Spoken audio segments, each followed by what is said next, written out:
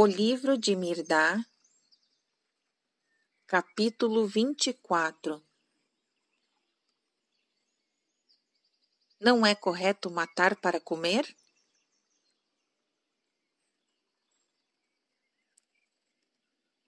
Quando Xamadã e o Magarefe se haviam retirado, Micaion perguntou ao mestre: Não é correto, mestre, matar para comer? Mirdá responde: Alimentar-se da morte é tornar-se alimento da morte. Viver das dores alheias é tornar-se presa da dor.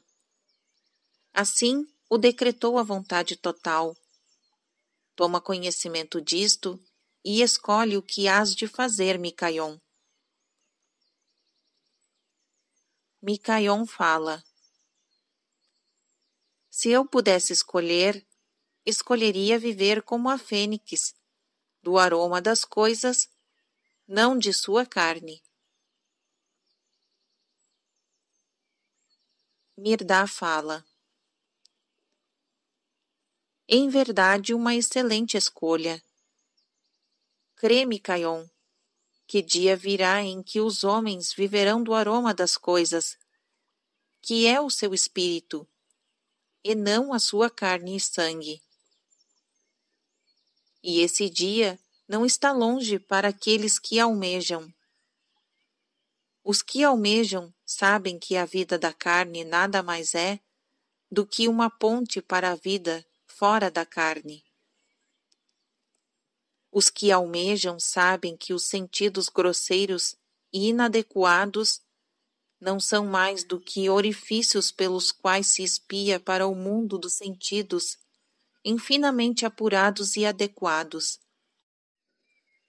Os que almejam sabem que toda a carne que rasguem, mais cedo ou mais tarde, terão que restaurar com a sua própria carne, e todo o osso que triturarem, terão que reconstruir com os seus próprios ossos, e cada gota de sangue que derramem, terão que repor com o próprio sangue, pois essa é a lei da carne.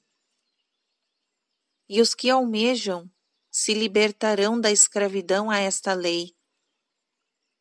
Por isso, reduzem as suas necessidades corporais ao máximo, ao mais baixo limite, reduzindo assim o seu débito à carne, o qual é, em verdade, um débito à dor e à morte. O que almeja é inibido pela sua própria vontade e anseio, ao passo que o que não almeja espera que os outros o proíbam. Uma infinidade de coisas que são corretas para o que não almeja são consideradas pelo que almeja como incorretas para ele, enquanto o que não almeja procura mais e mais coisas com que possa encher os seus bolsos e seu ventre. O que almeja segue o seu caminho sem ter bolsos e com o ventre limpo do sangue e das convulsões de qualquer criatura. O que aquele que não almeja ganha, ou pensa ganhar, no fim, aquele que almeja ganha na leveza de espírito e na doçura da compreensão. De dois homens que olham para um campo verdejante, um deles calcula o preço das medidas do grão, em prata e ouro. O outro bebe a linda cor verde do campo com os olhos e confraterniza sua alma com todas as radículas das plantas e todos os pequeninos seixos existentes no mínimo torrão de terra. Em verdade vos digo que este é o legítimo dono daquele campo, enquanto o outro só o possui em arrendamento. De 2 homens sentados em uma casa, um deles é proprietário e o outro somente o hóspede. O proprietário discorre prolixamente sobre o custo do prédio e de sua manutenção, sobre o valor das cortinas e dos tapetes, da mobília e de outros utensílios. Enquanto isso, o hóspede abençoa em seu coração as mãos que lavraram as pedras, afeiçoaram e construíram a casa, as mãos que teceram os tapetes e as cortinas, as mãos que invadiram a floresta e transformaram em janelas e portas e mesas. E o seu espírito se exalta à mão criadora, que causou a existência de tudo isto. Em verdade vos digo que o hóspede é o habitante permanente daquela casa, enquanto o proprietário nominal é só um besta de carga que a carrega nas costas, porém não mora nela. De 2 homens que compartilham com um bezerro o leite da mãe deste, um olha para o bezerro com o pensamento de que sua carne tenra daria um bom assado para ele e seus amigos comemorarem o seu próximo aniversário.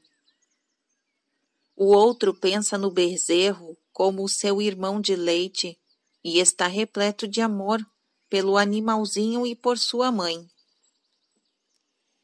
Em verdade vos digo que o segundo é realmente alimentado pela carne daquele bezerro, enquanto que o primeiro é por ela envenenado. Sim, companheiros, há muita coisa que deveria entrar no coração e no momento entra no estômago. Muita coisa entra no bolso e na despensa, quando deveria ser fechada nos olhos e no nariz. Muitas coisas são esmagadas pelos dentes, quando deveriam ser esmagadas pela mente. É muito pouco aquilo de que o corpo precisa para sustentar-se. Quanto menos lhe derdes, mais ele vos dará de volta. Quanto mais lhe derdes, menos ele vos dará de volta. Em verdade vos digo que as coisas que não vão para a vossa despensa nem para o vosso estômago vos nutrem muito mais do que aqueles que vão para a vossa despensa e o vosso estômago. Uma vez que ainda não podeis viver somente da fragrância das coisas, tomai sem receio aquilo de que necessitais, porém, não mais do que necessitais, do coração generoso da terra, pois a terra é tão hospitaleira e amorosa que seu coração está sempre aberto para os seus filhos. Como poderia ser a terra de outro modo, e onde poderia ela ir, fora de si mesma, para alimentar-se? A terra precisa alimentar a terra, e a terra não é uma anfitriã avarenta, pois a sua mesa está sempre posta em abundância para todos. Da mesma maneira que a terra vos convida a participar de sua mesa, nada retendo fora de vosso alcance, da mesma maneira que deveis convidar a terra para as vossas mesas e dizer-lhe com o maior amor e sinceridade: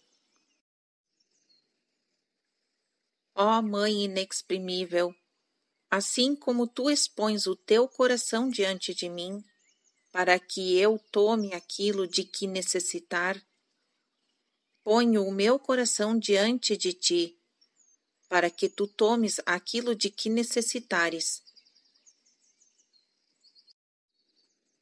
Se for esse o Espírito que vos guia, ao comerdes do coração da terra, então pouco importa o que comais.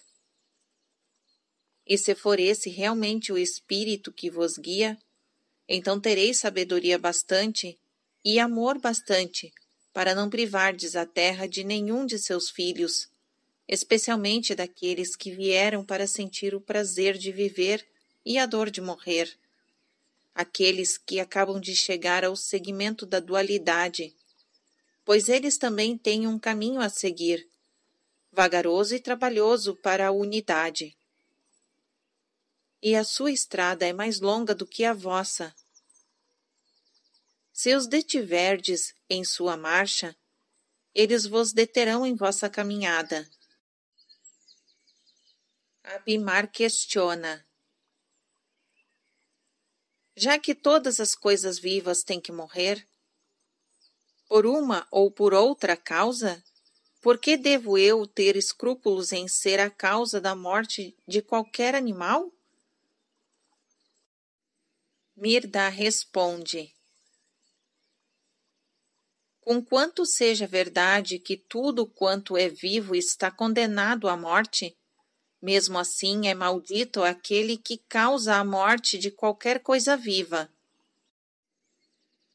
Assim como tu, não me encarregarias de matar Naronda, sabendo que eu o amo muito e que não há desejo de sangue em meu coração. Também a vontade total não encarregaria um homem de matar outro homem ou animal, a não ser que o considerasse apto como instrumento de morte. Enquanto os homens forem o que são, haverá frutos e roubos entre eles, e mentiras, e guerras, e assassínios, e toda sorte de paixões negras e vis. Mas desgraçados serão os gatunos e os ladrões, e desgraçado será o mentiroso e o senhor da guerra, e o assassino e todo homem que aninhar em seu coração paixões negras e vis, pois eles, estando repletos de desgraça, serão usados pela vontade total como mensageiros da desgraça. Mas vós, meus companheiros, deveis limpar os vossos corações de toda a paixão negra e má, para que a vontade total vos ache preparados a levar ao mundo sofredor a alegre mensagem da redenção do sofrimento, a mensagem daqueles que se libertaram, a mensagem da libertação através do amor e da compreensão. Assim eu ensinei a Noé. Assim eu agora vos ensino.